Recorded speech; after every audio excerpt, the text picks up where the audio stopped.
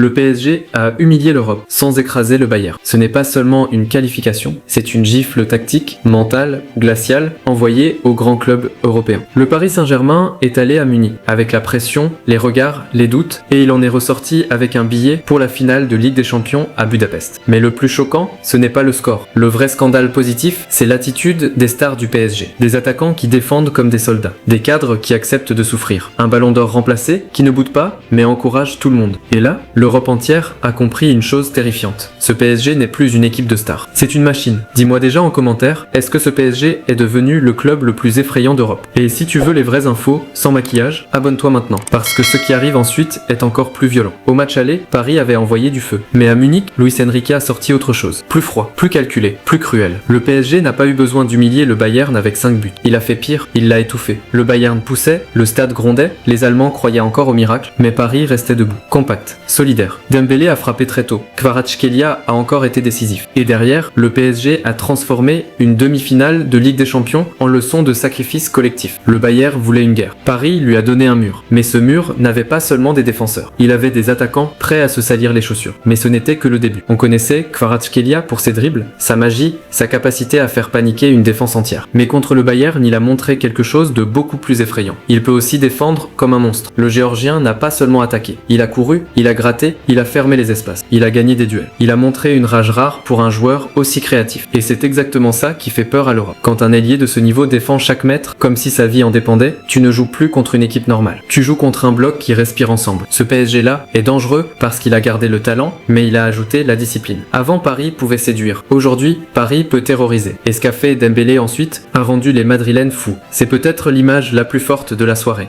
Ousmane Dembélé sort à la 66e minute dans une demi-finale de Ligue des Champions. Alors qu'il a le statut de ballon d'or, il pourrait faire la tête, râler, disparaître dans son coin. Mais non, il sort en encourageant. Il soutient celui qui entre. Il pousse ses coéquipiers, il se comporte comme un soldat, pas comme une diva. Et ça, en Europe, ça a choqué. Parce que dans beaucoup de grands clubs, ce genre de remplacement peut créer une crise. Au PSG, c'est devenu une démonstration de force. Luis Enrique a réussi un truc énorme. Il a cassé l'ego sans casser le talent. Il a transformé des stars en soldats au service d'un projet. Et quand ton meilleur joueur accepte ça, tout le vestiaire suit. Voilà pourquoi certains médias espagnols ont immédiatement pensé au Real Madrid. Parce que la comparaison fait mal, très mal. Et là, tout a basculé. C'est peut-être le passage le plus humiliant pour les autres géants européens. Des consultants en Espagne ont regardé ce PSG et ont dit en substance, voilà ce qu'il faut montrer dans un vestiaire du Real Madrid. Pas une compilation de buts, pas des célébrations. Non, une vidéo d'effort défensif, une vidéo de course, une vidéo de stars qui acceptent de souffrir. C'est violent. Paris est devenu un modèle. Le club qu'on moquait pour ses paillettes est maintenant cité comme exemple de mentalité.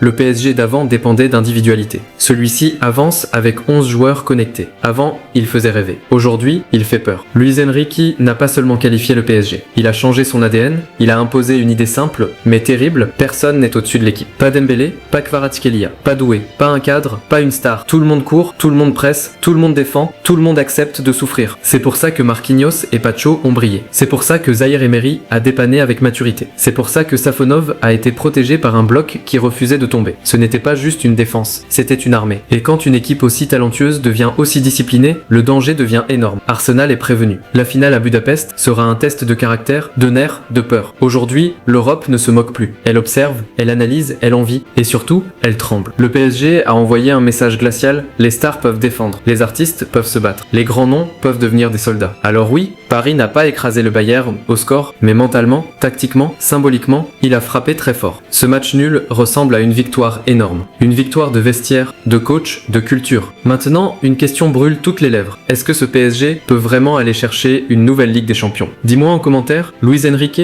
a-t-il créé le PSG le plus fort de l'histoire? Et si tu veux les vraies infos sans langue de bois, abonne-toi ici. La finale arrive et elle peut devenir un cauchemar pour Arsenal.